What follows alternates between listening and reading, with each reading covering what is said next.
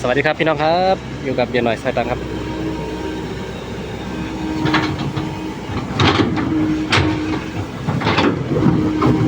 วันนี้อยู่กับคอมัสุ130/10เหมือนเดิมครับเข้ารายวันรายใจครับวันนี้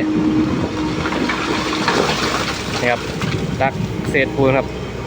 ตักเศษปูนไปทิ้งครับถ้าว่าจะไปทิ้งบ่อขยะครับมีบ่อขยะอยู่ครับ